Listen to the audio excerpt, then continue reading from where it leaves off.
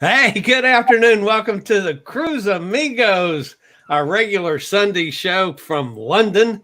And the folks here, you see the screen, the guy up there with the headset on. Oh, no, that's over here. No, that's this way. Anyway, the one with the Tower of London in the background, that's Pete. You guys know Pete. And then down below, I mean, we have some terrible news. Our resident pot farmer, John Reitmeyer, up there in Minnesota, as you can tell, he's in a jail cell. He's been arrested and thrown in the clink for growing pot, which is legal up there in Minnesota, he claims. And now he's got pot that he rubs on his lips. So if he was weird today, folks, you know why. It's because of the pot. And our special guest today is another just fabulous writer. Many of you have seen her literally all over the world. She's a travel writer. She's been published in places like The Telegraph, The Independent, USA Today, World of Cruising, all over the place. So with no further ado, I'll introduce you to Jeannine Williamson. Jeannine, welcome to the Cruise Amigos. Thank you very much. Thank you so much for inviting me along. All right, I have to ask you a question, kind of a carryover from last week with Sue. Okay. By the way, folks, Jeannine knows Sue. They know each other. They're in the same profession. They're writers. Sue checked into a cruise ship one time and went into her cabin and found a drunk in her bed. I understand you, Jeannine, have checked into a cruise ship before and found something weird in your cabin. What was it? Okay, well, nothing as traumatic as Sue. Nothing could be as traumatic as that, coming in, finding a strange man in your bed and an angry man who refused to leave. The thing was, it wasn't until day 3 that she reported it. Yeah. So just to wind back a bit, I'll tell you to start with, then one of my guilty cruise pleasures is, and I'll be interested to hear what you think about this, and also maybe your viewers. I love to go back to my cabin and find that the steward has done a towel animal, and there is a towel animal on the bed. Some people love them, some people don't. I do. Oh, and here's one I made earlier, well, several I made earlier. This was a towel animal workshop on Star Clippers. So I have to confess I made none of them, but aren't they fantastic? So I'd love to go back to my cabin and find one of them. However, there are occasions when they can go slightly rogue. And this instance was one of them. This was on a cruise ship on the Nile. And so you set the scene. You've been out for the evening, in the, lovely meal in the dining room, a few restorative gin and tonics on deck. You go back to your cabin late at night.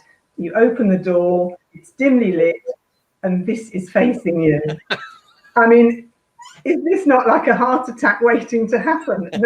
This isn't a towel. They made it out of the bedspread, but it's life size. It was very disconcerting. Now, you do these things yourself also? I mean, you make them? That's one Jeannine made, yeah? Yeah, right. I've been to a few classes, and I have to confess, I've also got a book, and I can do a very basic. The only one I can do with any skill is a little crab. But this one of my editors, who also loves towel animals, set up this on the Facebook page of the Towel Animal Appreciation Society. And so once this got going, people started sending us in their photographs. And somebody sent in this one. I mean, imagine again. And I can't blow it up large enough to see which, obviously, this is one of the big Michelangelo. This one's Michelangelo. Okay. Yeah, definitely Michelangelo. By the way, before I get to another question, your buddy Emma says hello. Hi. Emma Latisse is in the house. Hi, Emma. How are you? All right. Now, I could ask you one of a million questions about all the cruises you've been on, about the river cruises that you adore, and why you're called the River Cruise Queen. We'll get to that in a minute. About traveling the world over and writing fabulous stories.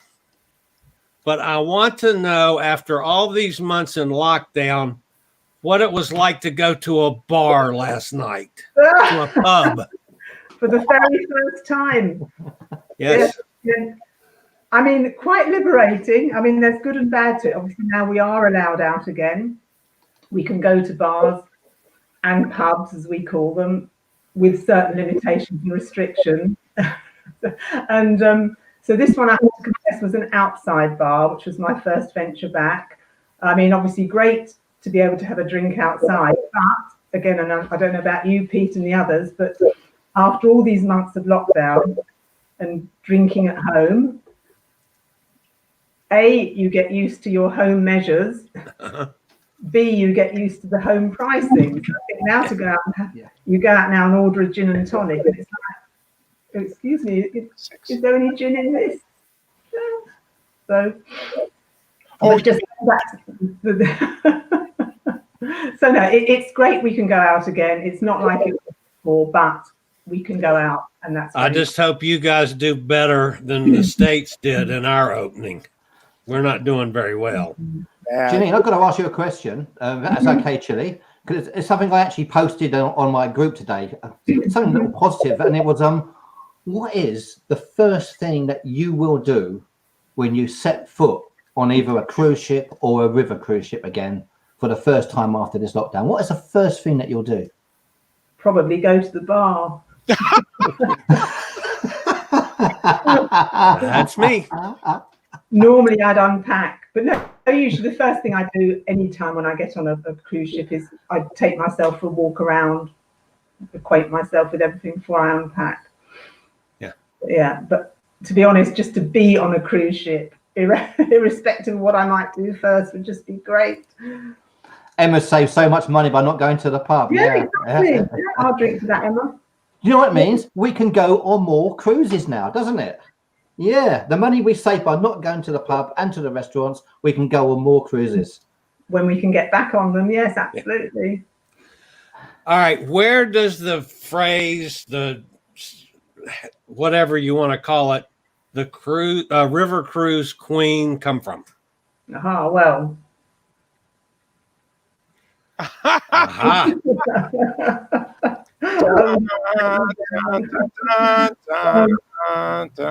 You have been crowned.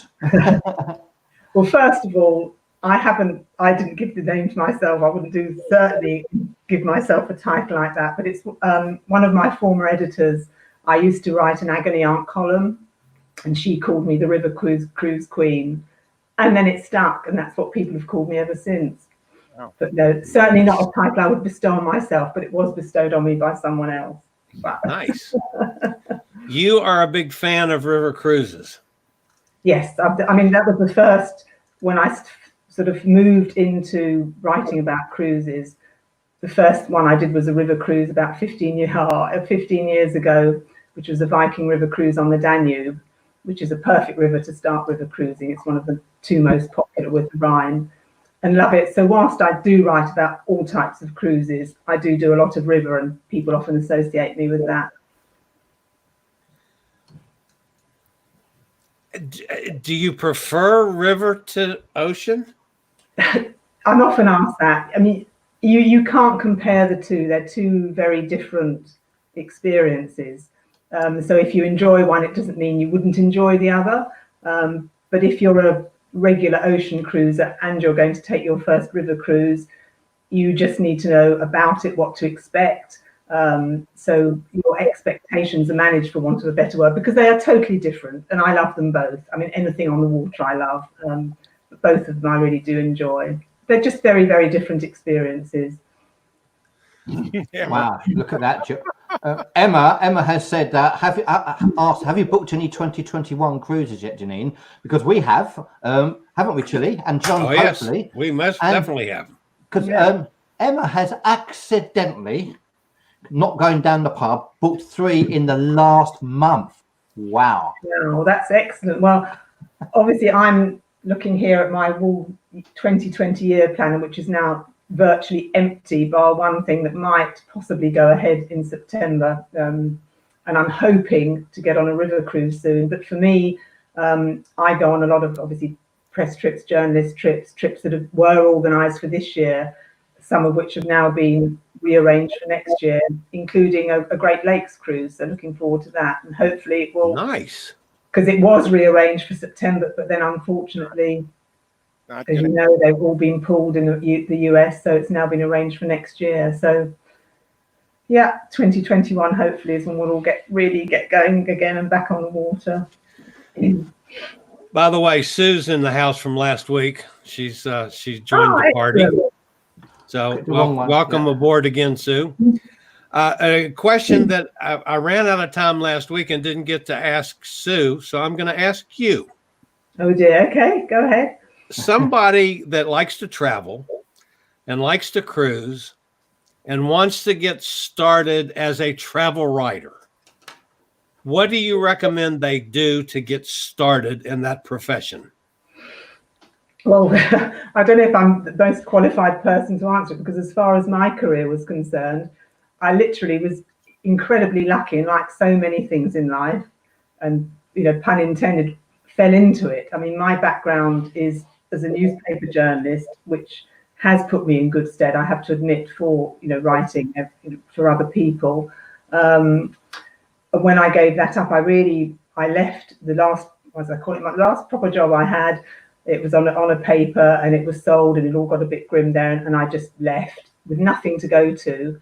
But I was just incredibly lucky that we already had done some travel, and so I spent a year doing all types of other things, just any type of writing.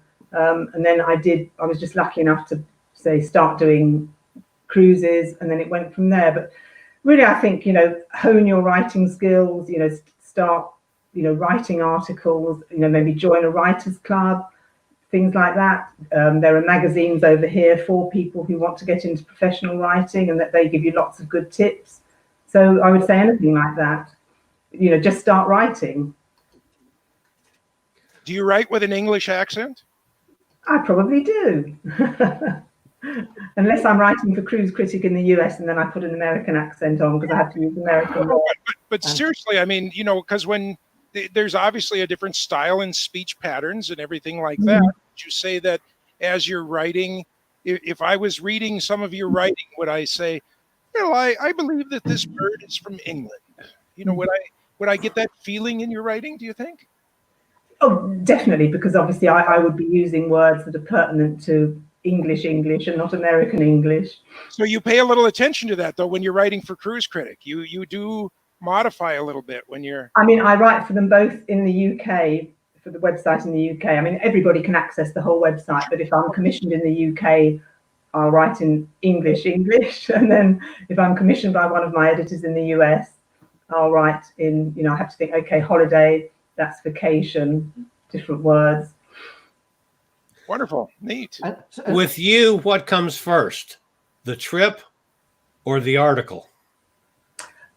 Oh, in my case, I don't go on any trips unless I've had a commission from one of the magazines or websites or other outlets that I write for.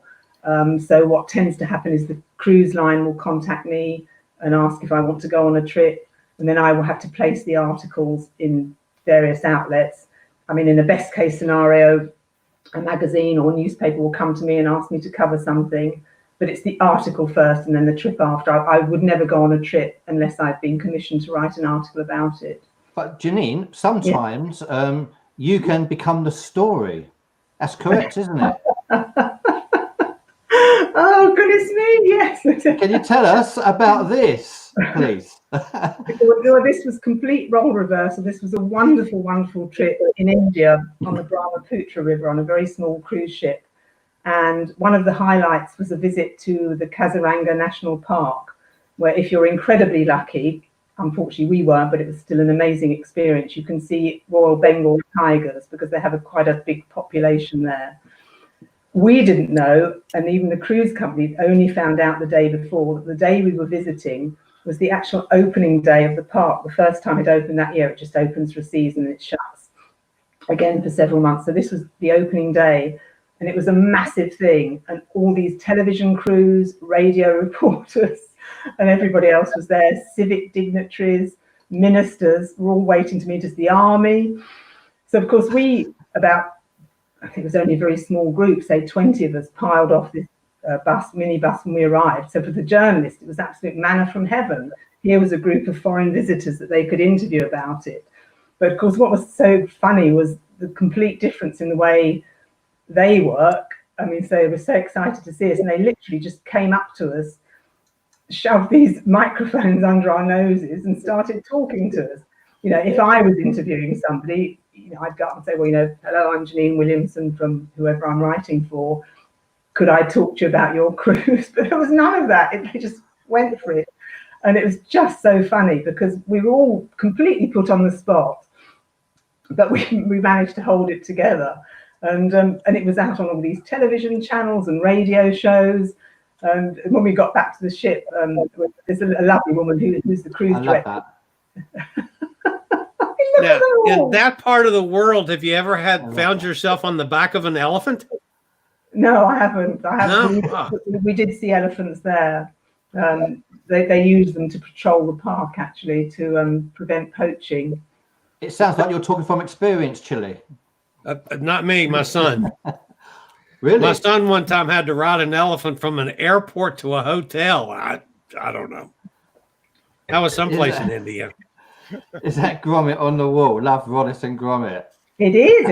It's a signed, photograph signed by Nick Parks that I got in a charity auction. I was absolutely determined to get it. Emma's very keen-sighted. Isn't she just? Wow. I would never have noticed. Well done, Emma. I'm impressed.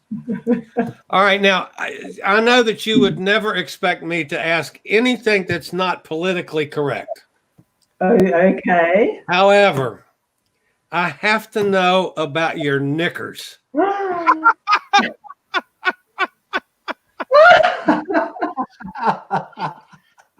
has ever asked me about my knickers until now. But well, first of all, before we even go down this road, I think we're probably entering a sort of language minefield. I mean, I'm obviously holding a pair of knickers, but I think to you, I'm probably holding something else. Your underwear. Well, I mean, don't you call knickers something else? Well, yeah, but I wouldn't say that on the air. Okay. Well, first of all, they're not my knickers, I hasten to add. The question is, whose knickers are they? They look like they might be mine. That's that big. I'm a big fan. They are, for anybody that's seen Bridget Jones with her large pair of... they've been reconfigured now into little... And you took those knickers and put them on your head. So should we rewind to the very start of the story? Yeah, I think we ought to, yeah.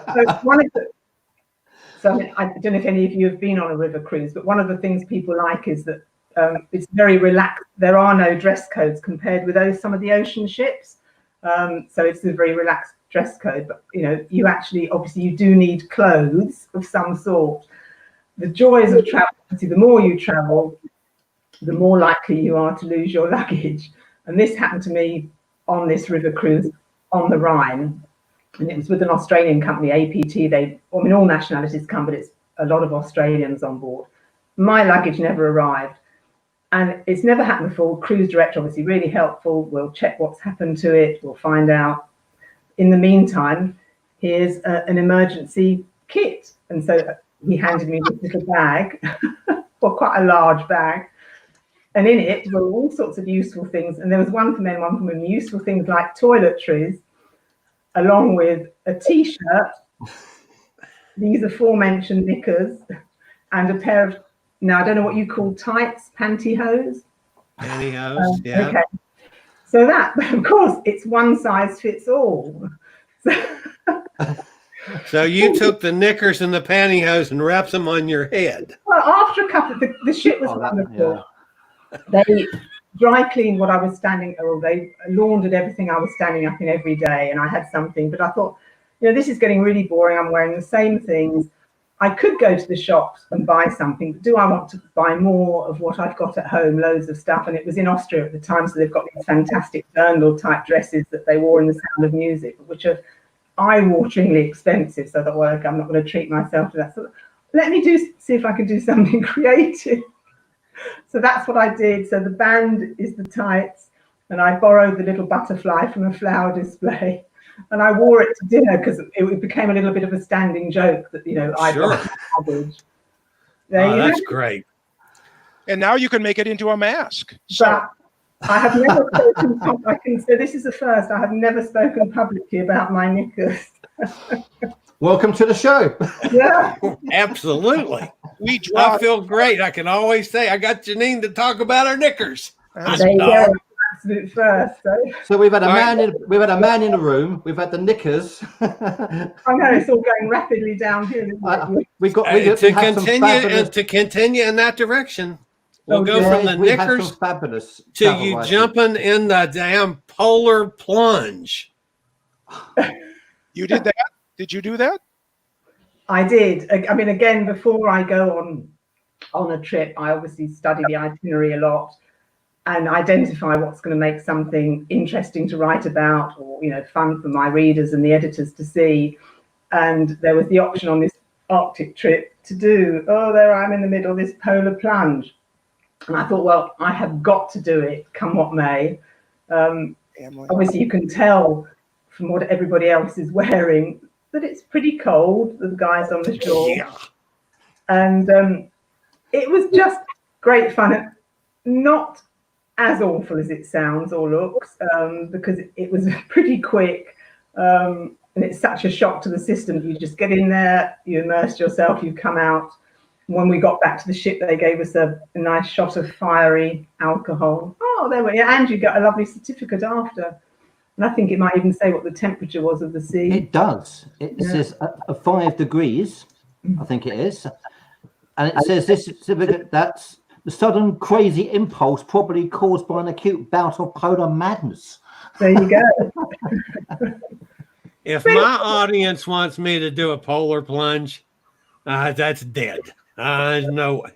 Hell, I don't even get into my swimming pool until the middle of the summer when it warms up good. Maybe you should take a poll on it, Chile, and see if they want you to do it. And okay, well, there gives you an idea of how cold it was. That was on the deck of the ship.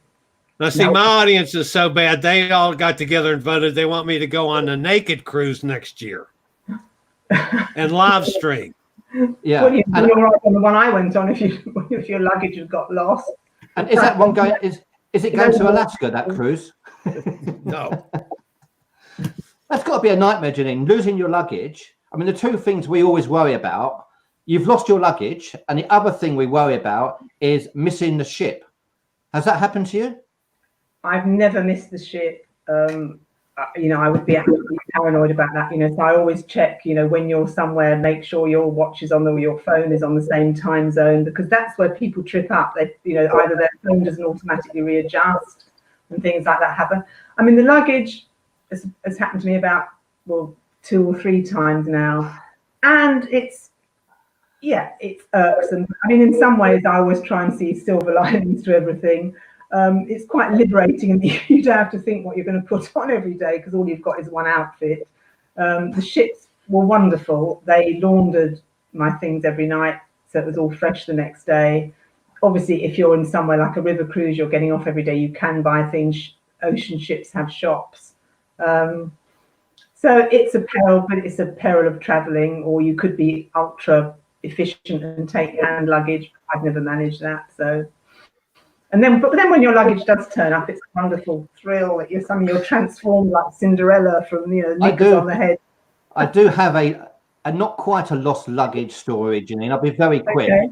I'll be very quick, but it's my first ever cruise, and I flew in to Miami, and I took the shuttle bus to the airport, from the airport to the hotel, and I was staying in this dodgy hotel in downtown Hollywood Beach. That being literally, it's on the beach, but everyone's going, don't stay there. But I did.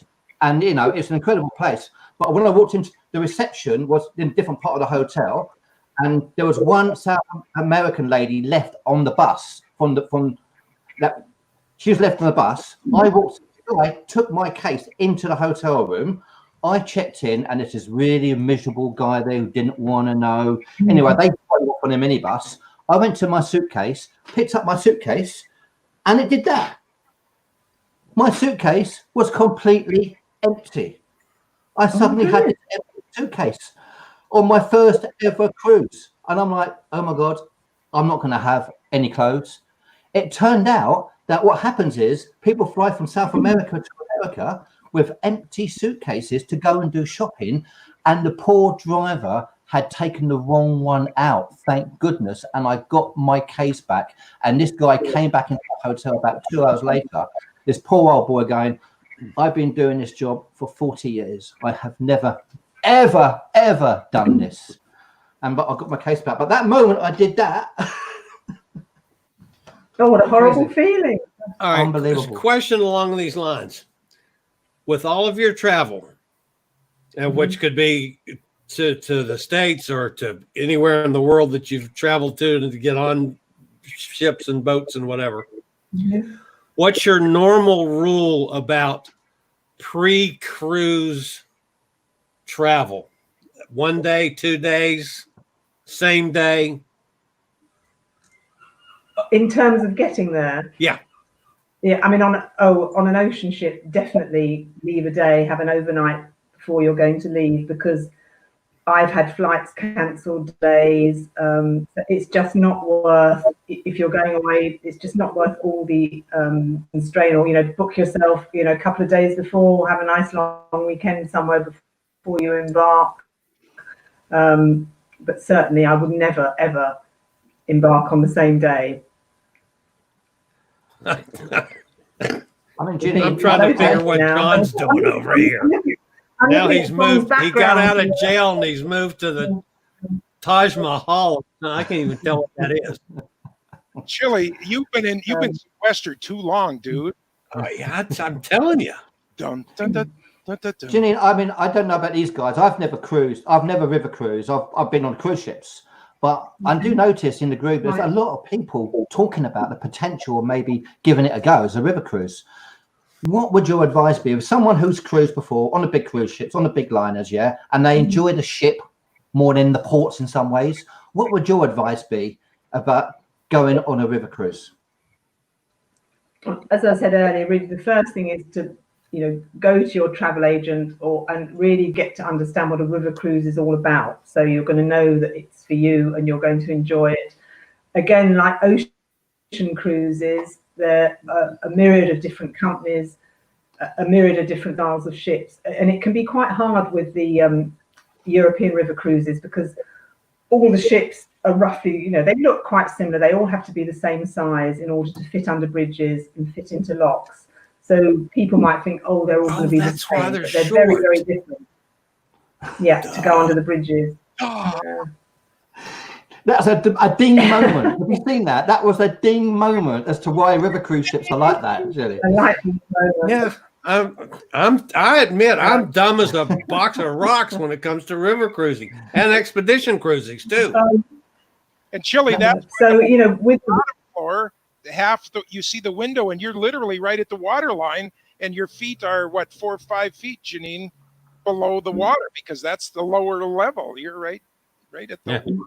So but it's really, again, doing your research, talking to people, because with the river ships like the ocean ones, there are all different styles, from very boutique ones, ones geared for different activities and level excursions. So they are all very different. And I would say if you're going on a river cruise for the first time, think of the most popular rivers, and especially for people coming from the US, the Rhine and the Danube are the most popular rivers for river cruising for a good reason. They're absolutely beautiful. There's so much to see. You're never going to be, have a day that's the other thing about river cruises. You never have a day at sea, so to speak. You're somewhere new every day, maybe even 2 new places a day. But it's a very different style of cruising, which I could chat about for hours. And we might, Please do. but yeah, so you just need to understand that. For example, if you love going on the ocean ships because you're really into all the entertainment, which of course is fantastic, you're never going to get that on the rivers. I mean, you look at the size of the ship, there is not enough room to accommodate a troop of dancers and singers and everything else. But you're going out every day on very, lots of excursions.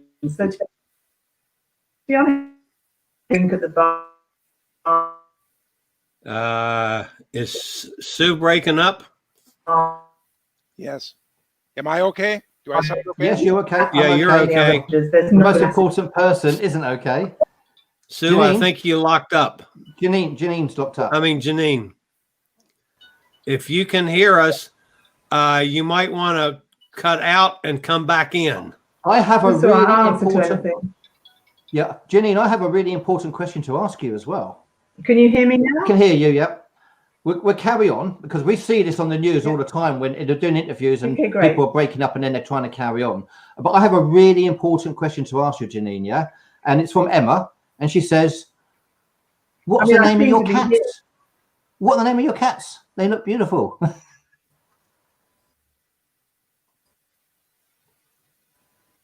No, I'm live. I'm live as well. I am too. All right, Jeannine, we need you to down at the bottom, leave the studio and come back into the link. Yeah, because we need to know. Yeah, we need Jeannine to do that. And okay, she heard me. Yeah, because we need to find out what her cats are called. Yeah, I haven't seen a picture of them. Just a slight little technical glitch, folks. That's what it happens when you're doing something live. Emma says she was surprised at how busy and active a river cruise could be. She took one with Emerald Runaways and she was exhausted by the end. I'm just fascinated to do a river cruise now. You guys have talked me into it.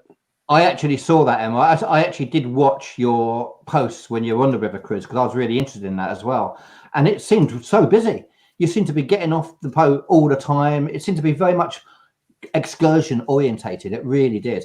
Okay, hopefully Jeannine's going to turn up again in a minute because the suspense is killing me. Aha. Am I back? You're back. There you go. Hey. Oh, I'm in a different place. I've moved. Yeah, you moved around on us. Now, we had this really important question that we wanted to know. Sorry about that. I don't know what happened there. What's the name of your cats? Oh, you didn't hear that? Okay, so the Siamese is called Chino, which is short for cappuccino because he's brown and cream. And the grey one is called Rollo. They're both Oriental cats, very vocal. So they're now shut out of here because if they hear my voice, they'd be meowing in the background. So yeah. Mine are asleep in the living room, or they'd be in here giving me the same thing. Yeah, I mean, because Emma has Hudson, of course, you know, so we see Hudson all the time, famous cat. The cats are becoming very famous, without a doubt. Hell, Hudson's more famous than Emma is. Oh, ouch. Oh, Emma, you've got to come back to that one, haven't you? Emma will kill me now, but then that's normal for Emma. Emma has said, so cute. Are you talking about Chili? No, she's not talking about me. Oh, I love it. Sorry, we're talking about the river cruising because Jeannine, I mean, our Foreign Commonwealth Office have announced they've announced that you can go on a river cruise.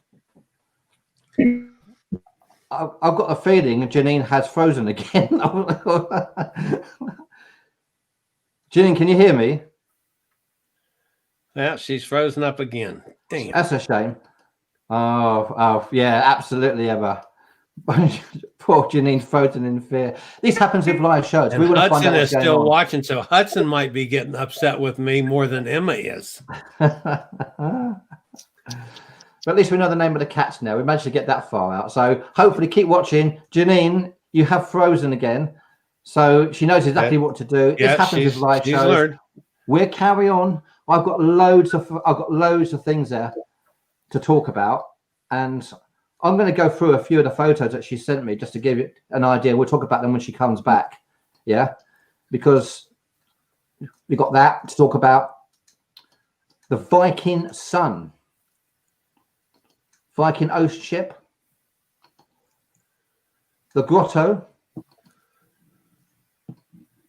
Now, if you look on the right-hand side, you can see something quite famous. Yeah, that's the Eiffel Tower there. In Las Vegas, it must be. Must be the. Imagine having that, yeah. What a great view. What a great view. Hopefully Sue's going to come back and she's going to sort out everything. But these are some of the photographs I want to talk about with Sue, with Jeannine. Yeah, isn't that where Hemingway met what's his name? I just saw that in a on the TV just recently. In Havana. In Havana. Yeah. Yep. Hi, Sue. You're still there. Hi, Sue. Riff Raff the Cockatoo. Now, Jeannine's back. There she is. I'm so sorry about this. I don't know what's happening. It's Hey, sometimes when you're doing live broadcast, Jeannine, these things will happen. okay. Now, Jeannine, I was going through some of these photographs that you sent me, yeah, Jeannine? Tell us about that, please. Oh, this is on one of my favorite ocean ships, the Viking ocean ships. They have a planetarium on board, the newer ships, and it's absolutely wonderful. You have astronomers come on board to give lectures, and you go to planetarium shows, and it's a very, very different type of entertainment. And yeah, and as Sue said, that's the other one was the Univers Joie de Vivre. So if you're talking about some of my favorite river cruises. Yeah, when you were away, Jeannine, when you were away, I was going through some of the photographs that you sent us. So I thought I'd quickly go through them again, just in case we lose you. I know, I'm so sorry about this. Sorry, Jeannine. So this, the Viking Sun. So this is one of the Viking, when Viking moved into going ocean ships. And I do really love their ocean ships. I like, on a personal preference, slightly smaller ships. And so, less than 1,000 passengers. And they've carried what they do on the river to the ocean. This is lovely. This is we call it the Winter Garden area, which is lovely for afternoon tea. So they're very, as you can see, very Scandinavian, very stylish, quite understated design. We've got the Yes. Now being the Snow Grotto. Snow Grotto. Now again, this is if you want to do your polar plunge on board an ocean ship. This is the one to go to. I mean, it's enormous fun. Overnight, it snows in this little room. So each day there's fresh snow on the ground. And Chili's looking a bit nonplussed about all of this. No. See, in Minnesota, we just call that winter. So you can get that every day by going outside. The Norwegian Epic, has a drinking room where you can go and have cocktails. Oh, the ice bar. Well, no, so this is in the actual spa area on the Viking ship. Bucks. And so they call it April. I don't know. It's Emma said that she wishes she'd maybe never been on a Viking ocean ship because she'd ruined everything. Obviously, she'd had such a great time. That sounds fantastic. Yeah. And they are. I mean, they're saying it's got this very quite Scandinavian influence, and the snow room is in the spa, which is quite fun. And the other thing you can do, if you're brave enough, which I couldn't, is after you've been in the sauna, you can come out and they have a bucket on the end of the chain filled with icy water, and you physically have to pull the chain to make it all pour over your head and cool you down. I just couldn't do that. You just jump out of the way at the last minute. You can't help but doing that. That's funny. All these animals, you should call it cruising with a zoo. But yeah, so the pictures you've just shown. You can ask me about some of my favourite ships. So I love Cunard too. I mean, there are too many to name just one. But also the Union. Have you seen this, guys? Have you seen what Emma just put down? That's what I'm laughing at. I'm sorry, Jeannine. We got sidetracked with Pierre talking about cruising with the zoo, and Emma saying, Pete, John, and Chili are the zoo. Yeah. I'm glad she hasn't called us an animal yet. We haven't been described what animal we'd be, yeah? So, Emma, what animal would we be? Jeannine, I won't ask you. I won't put you in that one. And we looked at that. What a wonderful view. Okay, so now this, when I was talking earlier about the difference in styles, I mean, if you've never been on a river ship, would you think this is a river ship? You would think this is a very lovely hotel somewhere. So these are the Uniworld ships, which are interesting. It's a boutique small river cruise line. And the interesting thing with them is each of their ships is different. So anyone you go on will be different. They're part of the Red Carnation Hotel group. So you see that influence in their ships. And here is the Joie de Vivre, obviously in Paris, which is one of their smaller ships. But they have beautiful design details. they're not going to be for everyone. Some people think they're a little bit too ornate, but if you're looking for a really boutique floating hotel experience, they are fantastic. You know, they're filled with antiques, they're filled with original paintings, and they're just beautiful, beautiful ships. And the other one that you showed earlier was the restaurant or the bistro on their parish, their French ship, which is just like a French bistro but afloat. And Chili, that's why these river ships are that size. Yeah, now you know. Yeah, I can't believe I'm such a putz that I didn't know that. The bistro. I do know where that bistro is. But if you bring back that picture, you can see that the cheap rooms, Chili, have those little windows that are like long. That's our price. That's what we can afford down there. This one here, you're talking about this? No, not that one. No, bring the ship. Bring the ship back. Oh, okay. Bring the ship back. I will do. I'm trying to find it. Where is it? Where is it? Where is it? Where is it? I'll be 2 seconds. I'll get there. I will get there. Da, da, da, da, da, da. Where's the ship gone? Da, da, da, da, da, da, da, da. By the way, Brenda from Norway says, typical Scandinavian culture from sauna to ice bath or ice shower. There you go, John. Okay, now look at the very, very bottom there. These little slot windows that are right. Oh, the ones right down above the water line. They don't open, and those are rooms, and those are the little less expensive rooms. On some ships, some of the crew accommodation. Yes. And it's like ocean ships. Obviously, there are different types of categories of rooms. But with the river, because you're getting off every day, you're going to be out on excursion. Oh, yeah. You know, touring the universe. I just don't want Chili to have too many expectations. He's seeing these beautiful rooms here now, and you know he's going to have to be in the back steering the ship. You know, I mean, that's the kind of trade we get on this show. So, guys, are you ready for this? Jeannine, you can obviously decide whether you agree with it or not. Yeah. Okay. Are we ready for this? Pete's a badger, John's a moose, and me, my turtle. That's Tina Turtle back in the background. She nibbles in my ear. That's very kinky, I know, but that's the way it is. I want to know where Mikey. Oh, I love it. Thank you, Emma. I love that one. A view what matters, isn't it? Absolutely. And you see, on river ships, you always have a view because there are no days at sea. You don't need to decide if you need to be port or starboard. There's always something to see wherever you are. And you know, I've often, traveled on the lower decks. I haven't got a window that opens, but the cabin's normally the same size anyway. And as I say, you're out so much, you can always, just 3 decks up, you're on the sun deck. So to me, it's not an issue. I would just live up there because you have beyond a panoramic view up there. You're looking left, right, front, back, going under the bridges, people waving. I mean, it's unbelievable. So. All right, now here's a question for you on river cruises. Mm-hmm. What does somebody that has mobility issues do? That maybe, like I can't walk very far.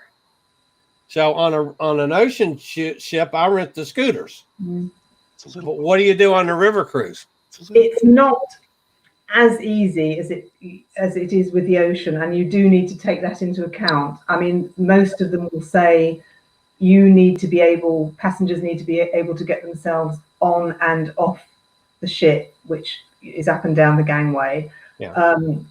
If you have somebody that comes with you, if you're in a wheelchair, that person has to be responsible for getting you on and off. But in theory, in reality, the crew will always be there to help.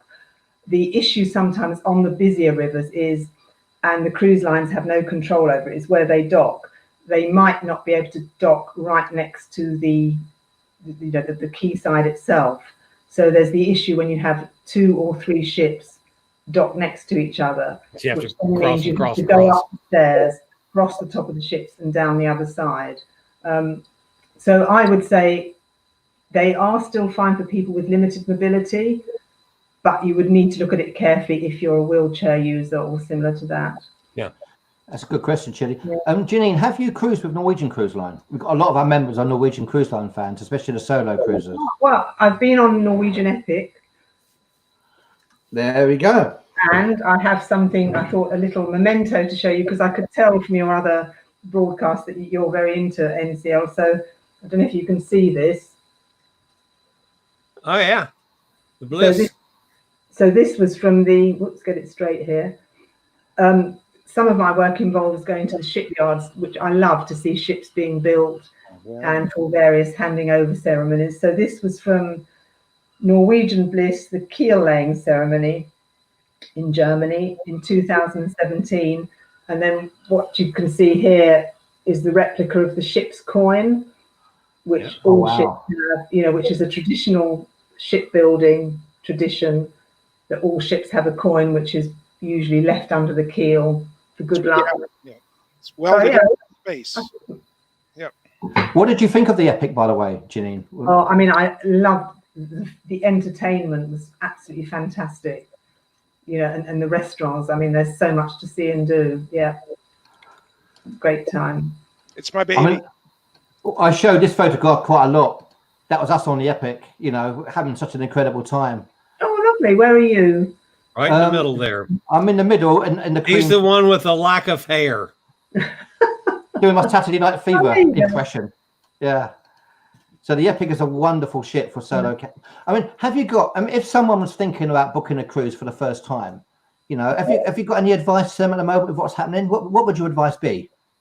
Well, in the UK, Yeah, I mean, it goes for the first time. For the very first time. I mean, are we talking river or ocean? Well, I mean, at the moment, you know, at the moment, we're all in a state of slight flux here. We had the great news last week that we can go back to rivers. So in the current situation, I think it's going to be river ships and expedition ships that are going to come back first before the large ships. But I would say at the moment, I mean, I was hoping after the news last week, we could do round Britain cruises, which would be a fantastic choice for first timers, you know, because you're close to home. You're seeing things that you might not have seen before. You know, I did one last year, and I have to confess it took me to places that, of course, I know about, but I've never visited in the UK. So a round Britain cruise is great. You see that never one, yeah? Say that again. Yeah. You've never visited in the UK? Yes, yeah. Certain places. Even though we're a small island, you can't go everywhere. Well, yeah, I guess. Yeah. Have you done a Nile cruise? Margaret's done a Nile cruise. That must be incredible. Have you done one of those? If Margaret was watching from the beginning, of course, the great traumatic figure in the cabin was on a Nile cruise. The guy sitting on the seat, or the cabin sitting, that was on a Nile. Yes, I have done a couple of Nile cruises, and that's wonderful. I mean, that is just such a fabulous way to see Egypt, because you're looked after every step of the way. You have Egyptologists on board with you. There you go. Margaret, that was on the Nile cruise. It still brings back all the horror of it now. I mean, it was such a shock walking into the cabin and seeing that. But a Nile cruise is a fantastic way to see. Hopefully next year, Margaret. I misread it. Have you done one? Right, yeah. Margaret was, absolutely. That's something I would love to do. That. What a lovely way to see the pyramids. I met John, by the way, Jeannine. I met John on the transatlantic, which was the transatlantic. We love those transatlantic crossings, don't we, John? We really do. On the Epic, I've done it on the Encore as well. But John doesn't know about this, but you've done it in a slightly different way. Yes. And the alternative transatlantic crossing. You've done the transatlantic. Oh man! On a Star Clipper. All the way across. All the way across. Okay, here I am climbing the mast. So that wasn't probably one of the most thrilling trips I've done in terms of both. So they put you out there and put you to work. Yeah, you have to pay. You have to pay for your crossing. You know, but I mean, this is the flagship in the Star Clippers fleet, Royal Clipper, and it was a fantastic trip because and the way I wrote the article was, you know, this is the alternative transatlantic crossing for people that might not want to do what I would call the ball gown and tiara crossing on, you know, one of the wonderful. I got to have my tiara. Where did you berth on the ship? Where were you sleeping? Okay, all the cabins are below. You can see them. I mean, there are no balcony cabins. Right. But but the cabins are lovely. It's very traditional. They have lots of varnished wood. beautiful fixtures and fittings. And yes, it was from Barbados to Lisbon. And we were meant to have a stop in the Azores, just one stop all the way across. However, we ran into a force 8 gale. And so the stop in the Azores was cancelled. So we went straight from Barbados to Lisbon, 16 days all at sea. How many passengers? It carries more than 200. I think it's about 227 Royal Cripper carriers. But on these transatlantics are for people that are quite, hardcore and know what to expect. And so I think it was just over 100 passengers. And in fact, interestingly for you guys, a lot of solo passengers, people doing it by themselves, because either they were traveling solo or their partners said, absolutely, this is madness. No way am I going to do this. What was it what you expected? I mean, was it what everyone else expected? Because I guess if you get seasick straight away, you're not turning back, are you? No, I mean, there's no turn. I mean, touch wood, I've never been seasick, so I'm very lucky. I mean, there is a doctor on board, and for people that were seasick, they administered sort of like horse-sized pills. I mean, you didn't question what they were, but they knocked you out for 12 hours and everybody bounced back. Wow. I mean, I don't know what you think, but I mean, I had a very completely different reaction from friends who fell into one camp thinking I was completely mad, which they possibly already know, or it sounded absolutely thrilling and romantic and exciting. I wondered about, all those days at sea, and I took a pile of books with me, didn't open any of them. I mean, I didn't get bored at all. I think that was the thing that really was great, because there was so much to do. You just couldn't get bored. They had, lectures by the officers. They had, sort of exercise classes. They had all sorts of odd, weird games and fun things to do. They had a fantastic library. They had stargazing sessions, films. So you really couldn't get bored. And it was an amazing experience. Do you really learn about sailing or more than you knew? Yes, you can take, I mean, one of the competitions they had, which was great fun, they had this little miniature Olympics on board, and we had to raise the mast, which is much harder than you look, all pulling together, doing heave-ho. You can help a little bit, and a wonderful thing there is like the bridge, as long as then, well, on this ship they weren't going into port because we were sailing all the way, you can go into the bridge at any time to chat to the officers. They welcome you in there, and they just love to talk to the passengers, to share their knowledge and experience, and that was very, very special. There's no sort of them and us with the passengers and officers. They mingle all the time. You can chat to them. They're very approachable. So that was really interesting, and you do learn a lot. And really personal. Emily has asked a question, Jeannine. I'm going to go very quickly. Yeah. Jeannine, sorry to cover your face with this. Jeannine, were there different families on your Nile cruise?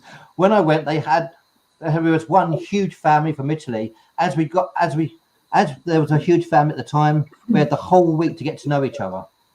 Oh, that sounds fun. I mean, there were many different nationalities. I think I would say there were probably about 5 different nationalities on the Nile cruise I went on. I mean, there were lots of Brits. There were people from Europe, some from the US, and it was a real mix of, couples, small family groups, and some solo passengers. We didn't have huge families, but there were families on board, different ages. As you said at the beginning, Chile, we're running out of time very quickly. So I'm going to very quickly go through the photographs that we haven't gone through, and then obviously carry on, please, Chile. Yeah. So is that Cuba?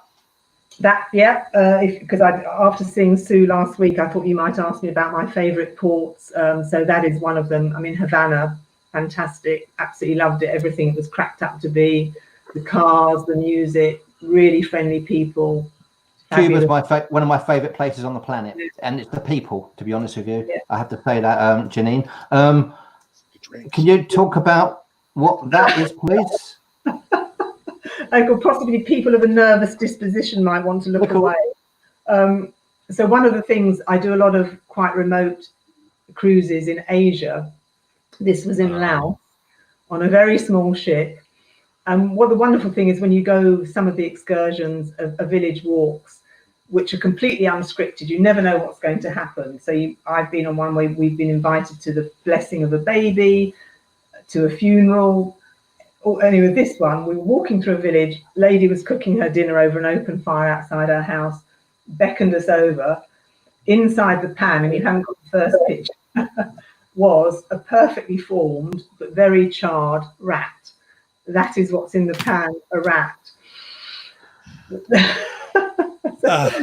And the second picture, before we move on to this one, was a passenger who actually took up her invitation to try it. Yeah, wow. I'm lost for words. Hudson's asleep, by the way. Latest news, Hudson is asleep, yeah? Oh, I hope he's not bored. But let me say, the food on the ships is absolutely wonderful. You won't be served rat. Oh, another guilty pleasure. I love Strictly Come Dancing. And I absolutely jumped at the chance to go. This is P&O Cruises, which mostly, well, people know about them, but mostly caters to the UK market. They do themed cruises in conjunction with the Strictly Come Dancing show. And there will be 2 couples from the show on board and one of the presenters. And you get the chance to meet them. And here I am. All right, I have to ask you one quick question while he's flashing penguins. If you could pick out one ship, and I know that you guys don't like to pick out one, what's your favorite ship? Honestly, I can't pick out one. You know, I really can't. Are you going to try and nail me to this? I mean, okay, give me a couple that fit in that category. Really, ones we've covered. I like small. I love small ships. So I love the Star Clipper ships, Cunard, Crystal, Silversea. I'm naming too many. I'm sorry. River ships, yeah, Uniworld, Quasi Europe, out in France. So I can't pin. You can't pin me down to one. Sorry. Okay. And one other question back on the Star Clipper, because I know we're running short on time. What's the food like? Oh, yeah. Amazing. I mean, the captain used to joke because even though we never did the one stop, people could not believe all the, you know, it's certainly not ship's biscuits and things, all the wonderful food they came up with each day. And in fact, one of the passengers said, oh, where does all the food come from? And the captain joked, oh, you know, we have a little submarine that delivers it each night. Every day was something different. And it was really, really good. You know, you do not go hungry. Let me assure you of that. Yeah. Have we talked about that? Have we talked about that? Oh, there we go. Knickers on my head for a change. Flowers here. This was a very, very different cruise again. This is Aranui 5, which goes in French Polynesia around the very, very remote Marquesas Islands. Again, a very, very interesting and different experience because it's an extraordinary ship. I don't know if you can flick back to the photo, but it's like two ships that have been cut in half and glued together because the first half is a cargo ship, and then at the back it turns into a cruise ship. And so this is what it does. It delivers year-round to these incredibly remote islands, food and other essentials, and the back half is a cruise ship. Wow, so, I didn't even know about that. Well, so for anybody that's looking for something very different, that's a great experience too. Here, end of the world. That was where the penguin came from. That was in Patagonia, one of the last trips I did this year before we all ended up in lockdown, I'm afraid. And here he is. Look at him. He looks a bit grumpy, a little baby penguin. It looks a bit like chili, if you ask me. Thanks, Pete. My pleasure. Well, I hate to do this, but it's that time, folks. Jeannine, thank you so much for being with us. This has been another just absolutely fabulous show. My pleasure. Anyway, guys, we'll be back again next Sunday from the 3 Cruise Amigos. You guys have a great week. Enjoy. Thanks, and our days are coming to get back on cruise ships. Yeah. Later. Yay!